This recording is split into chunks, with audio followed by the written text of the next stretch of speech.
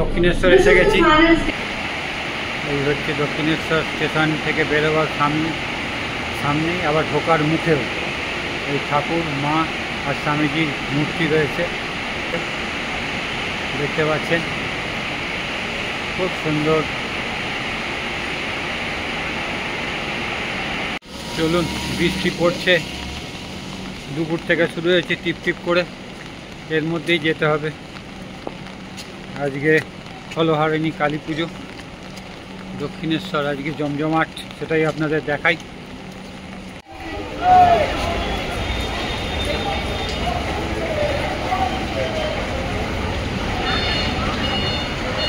এদিকটা হচ্ছে দক্ষিণেশ্বর মেট্রো, এটা হচ্ছে দক্ষিণেশ্বর রেলওয়ে স্টেশন। আর এখানে সব বাইক রাখা আছে, রেখে ট্রেন ধরে, আর ফেরার সময় আবার এই বাইক নিয়ে বাড়ি ফেরে। সামনে আম গাছ, আম হয়ে আছে। আর আজকে বৃষ্টি হচ্ছে বলে সবার খুব দুর্ভোগ, গাড়ি আছে সব দক্ষিণেশ্বরে যাচ্ছে। আজকে ষোড়শী মায়ের পূজা আছে, সেটাকে আমরা সবাই ফলহারিণী পূজা বলে জানি। চলুন, আমিও যাই দক্ষিণেশ্বর। স্কাইওয়াকের গেট বন্ধ আছে, সেই জন্য সব দাঁড়িয়ে আছে, দেখতে পাচ্ছেন। একটু পরে খুলবে, এটা দিয়ে তারপরে যেতে পারবে। নিচে দিয়ে গেলে বৃষ্টি হচ্ছে বলে অনেকেই নিচে দিয়ে যেতে পারছে না, আর যারা তাড়াতাড়ি আছে তারা নিচে দিয়ে চলে যাচ্ছেন। আর সবাই দাঁড়িয়ে আছে এখানে স্কাইওয়াক খোলার জন্য। এই হলো স্কাইওয়াক, এইদিকে বাস স্ট্যান্ড, এদিকে দক্ষিণেশ্বর মন্দির, এদিকে হচ্ছে আদ্যাপীঠ যাওয়ার মন্দির, দেখতে পাচ্ছেন। আর এই স্কাইওয়াক 1টা থেকে 3টে পর্যন্ত বন্ধ থাকে, 3টের পরে খোলে। তার মানে যারা আগে চলে আসবেন, 1টা থেকে 3টের মধ্যে আসবেন, তারা নিচে দিয়েও যেতে পারবেন মন্দিরে, কিন্তু এই ভিতর দিয়ে যেতে গেলে আপনাদেরকে 1টা থেকে 3টে বন্ধ থাকে। এই হচ্ছে স্কাইওয়াক। যারা এখান থেকে ডালা কিনতে চান, তারা এখান থেকে ডালা কিনতে পুজো দিতে পারেন। আবার নিচে গিয়েও আপনারা ডালা কিনতে পারেন, দুরকমভাবে দেওয়া যায়। উপর থেকে নিলে এদের একটু খুশি হয়, কারণ সব লোক নিচে থেকেই নেয় বেশি, তাই অবশ্যই এখান থেকে উপর থেকে ডালা নিয়ে যেতে পারেন আপনারা।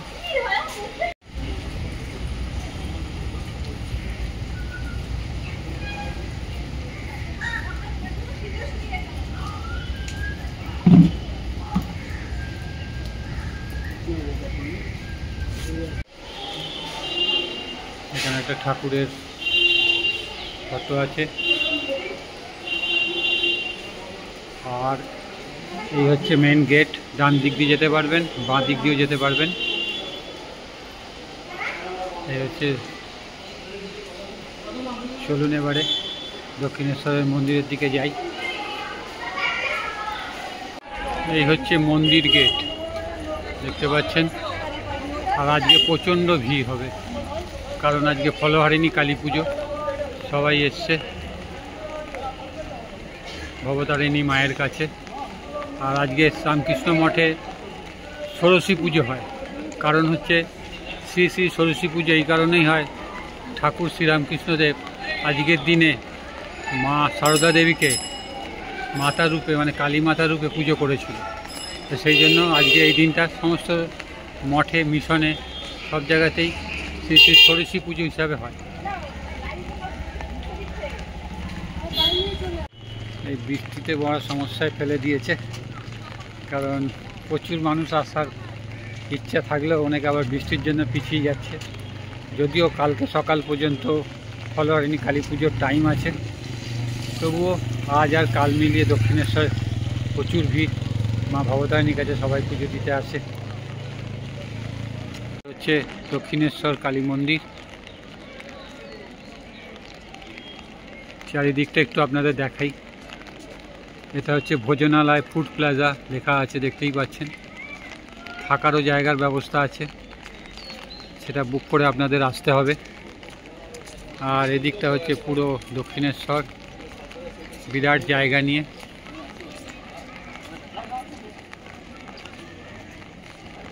ডালা নেওয়ার জায়গা, ডালা আর্কেড, যেটা আপনারা উপরে দেখতে পেলেন স্কাইওয়াকের উপরে আছে ডালা নেওয়ার জায়গা, আর নিচে হচ্ছে এই জায়গাটা আছে, এখান থেকে আপনারা ডালা নিতে পারেন। বৃষ্টিতে খুব সমস্যা করে দিয়েছে,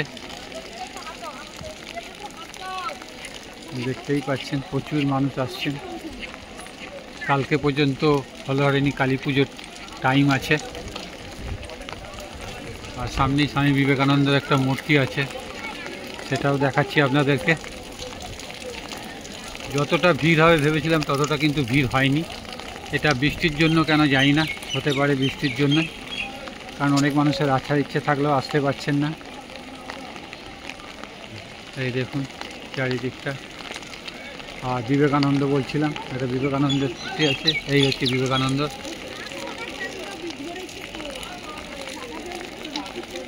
লম্বা লাইন পড়েছে, সব এক এক করে পুজো দিতে ঢুকছে। আর ছাতা দেখেই বুঝতে পারছেন বৃষ্টি হয়েই যাচ্ছে। আর উপরেই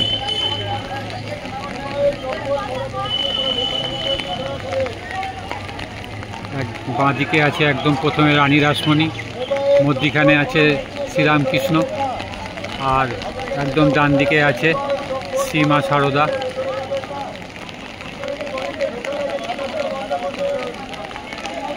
দেখুন পরপর সব চলেছে। বৃষ্টির জন্য একটু সমস্যা হয়ে গেছে।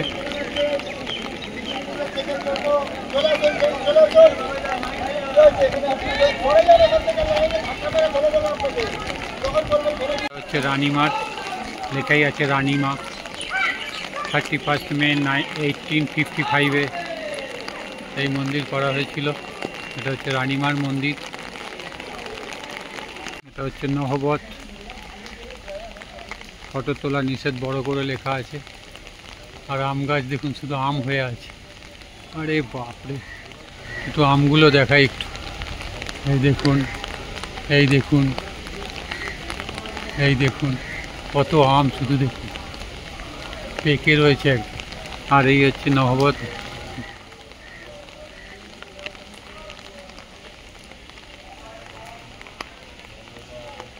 এই হচ্ছে ভবতারিণী মায়ের মন্দির আগে দেখালাম, এবারে নহবত দেখাচ্ছি। আর ওদিকে আছে ঘাট, সেটাও আপনাদের দেখাবো। এদিকে পরপর আছে 16 পার্ষদের মূর্তি, সেইগুলো আপনাদের দেখাবো। আর ঘাট আছে সামনে। আর এদিকে আছে আম, এই আম, এই আম, এই আম ভর্তি ভর্তি ভর্তি ভর্তি শুধু আম। 16 পার্ষদের সব রয়েছে এখানে। এখানে স্বামী পুরিয়ানন্দজি, এখানে অদ্ভুতানন্দজি, এখানে অভেদানন্দজি, সব পরপর রয়েছে। এটা হচ্ছে ঠাকুরের ঘর, ঠাকুরের ঘর শয়নকক্ষ এখানে। সেটা এখন সব বন্ধ আছে, একটু পরে খুলবে। তুলতে দেয় না ফটো, তবু একবার চেষ্টা করে দেখবো আপনাদেরকে যদি দেখাতে পারি। বৃষ্টিতে ক্যামেরার অবস্থা খুব খারাপ, জল পড়ে গেলে সব বোনাস। এই হচ্ছে 10টা মন্দির।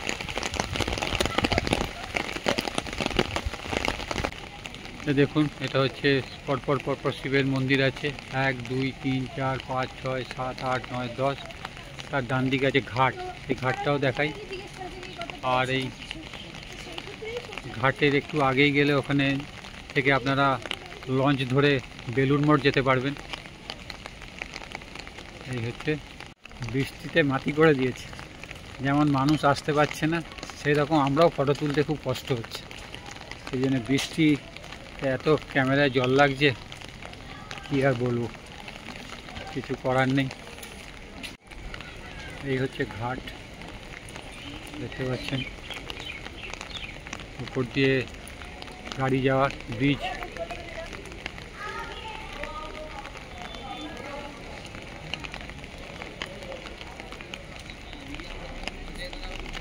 এখানে শাড়ি ছাড়ার জায়গা, সবাই ঘাটে স্নান করে মার ওখানে পুজো দিতে যাবে, কিন্তু বৃষ্টিতে খুবই মুশকিলে ফেলে দিয়েছে। এইদিকে আর একটা ঘাট আছে, আগে একটা ঘাট দেখালাম, আর একটা ঘাট এখানে শাড়ি ছাড়ার জায়গা।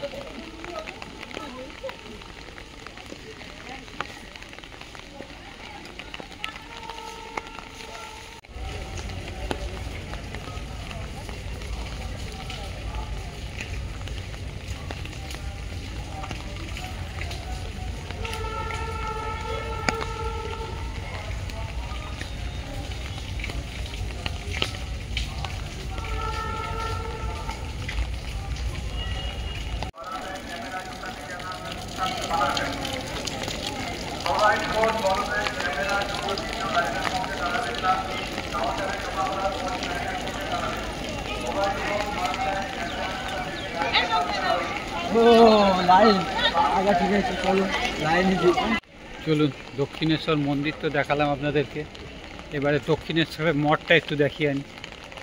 এবং দক্ষিণেশ্বরের মঠটা খুব সুন্দর, নতুনভাবে তৈরিও হচ্ছে, এখনও পুরো তৈরি হয়নি। তবে যখন এসছি তখন আপনাদের একবার দক্ষিণেশ্বর মঠটা দেখিয়ে নিই।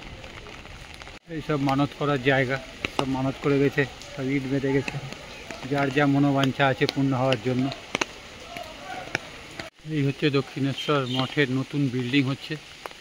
যেদিনকে ভিত্তিপ্রস্তর স্থাপন হয়েছিল সেদিনকে আমি এসেছিলাম, তাই সেটা সবে ভিত্তিপ্রস্তর মানে ইট গাঁথা হয়েছিল, কিন্তু আজকে কতটা বিল্ডিং হয়ে গেছে দেখুন। আস্তে আস্তে এটা কমপ্লিট হয়ে যাবে যখন পুরোটা, তখন দুর্দান্ত হবে। এই হচ্ছে, আর ওদিকে হচ্ছে রামকৃষ্ণ মঠ দক্ষিণেশ্বর, যেটা বলছিলাম। এইটা এখন দক্ষিণেশ্বর মঠ, আর এটা নতুন করে হচ্ছে, পুরোটা নিয়ে দারুণ ব্যাপার হবে।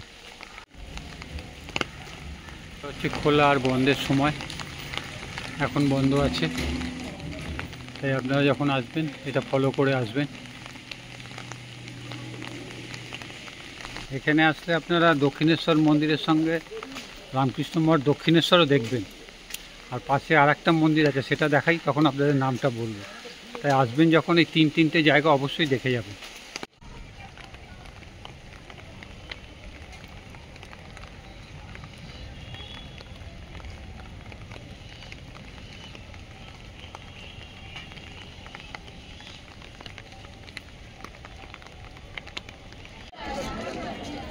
বৃষ্টি একটু কমেছে মানে অনেকটাই কমেছে। আস্তে আস্তে মানুষের ভিড় বাড়ছে।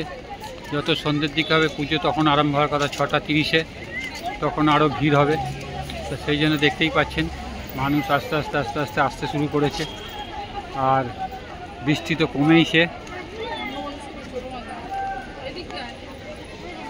এই হচ্ছে দক্ষিণেশ্বরের অবস্থা, কারণ ক্রমশ ভিড় বাড়বে।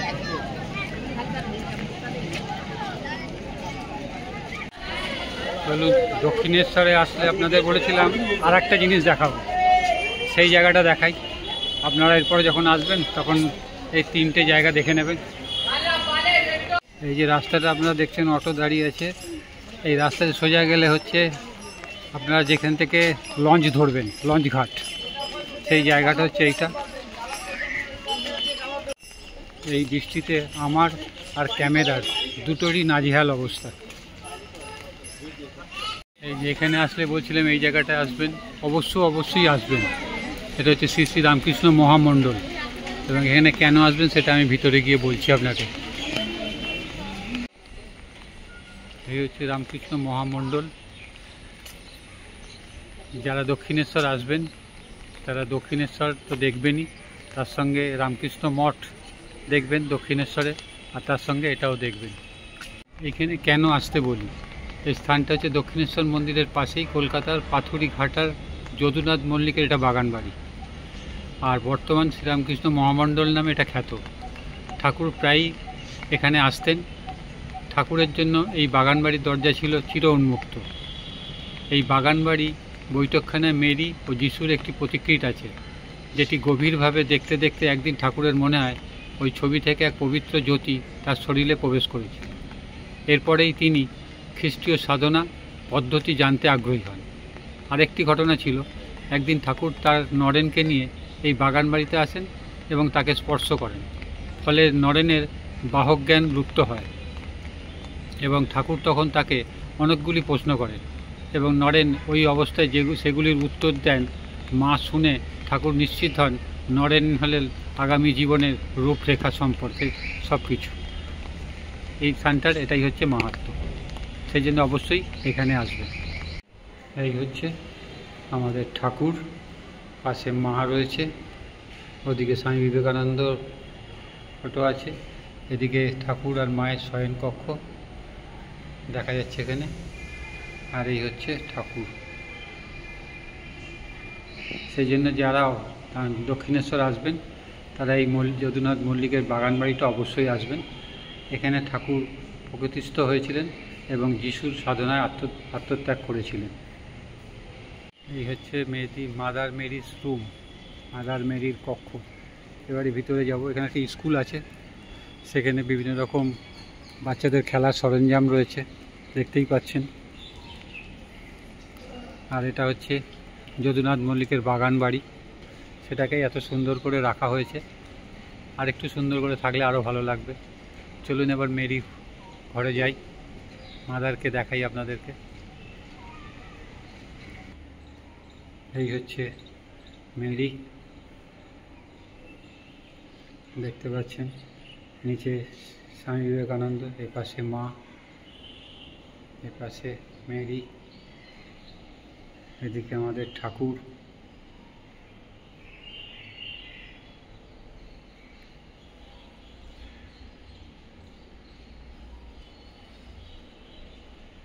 তখনকার প্রধানমন্ত্রী শ্রীমতী ইন্দিরা গান্ধী।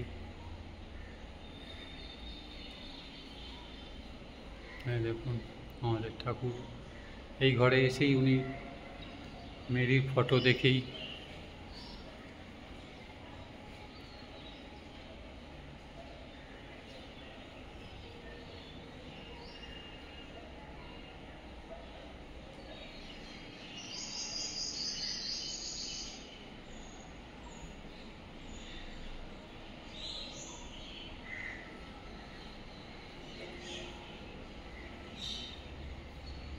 এটা হচ্ছে যদুনাথ মল্লিক কনস্ট্রাকশন। দেখুন কত পুরনো সব ফটো এখানে আছে, ভাবা যায়। এটা হচ্ছে honourable Rajendranath, president of India, Kalpataru Utsav 62 সালে এসেছিলেন। আরে বাবা, দেখুন। এটা হচ্ছে আমাদের কবি, বিশ্বকবি রবীন্দ্রনাথ ঠাকুর।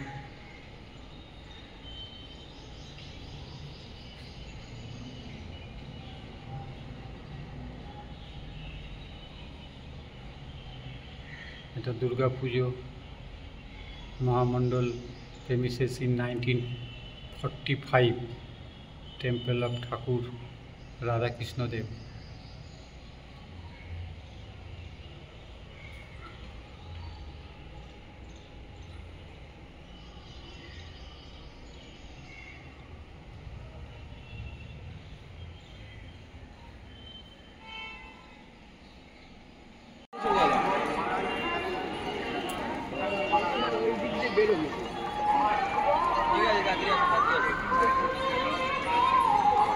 আমরা দাঁড়িয়ে আছি সামনে।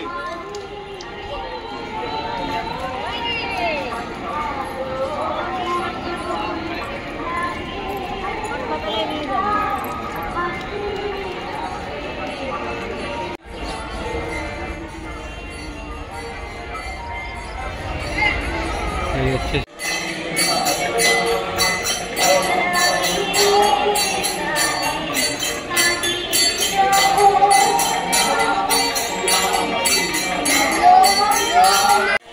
ঠাকুরের ঘর।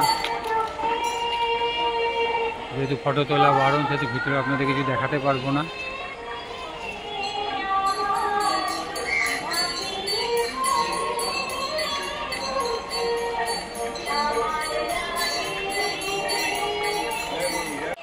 এই হচ্ছে নহবত মায়ের ঘর, দেখতে পাচ্ছেন। নহবত মায়ের ঘর, ফটো তোলা বারণ।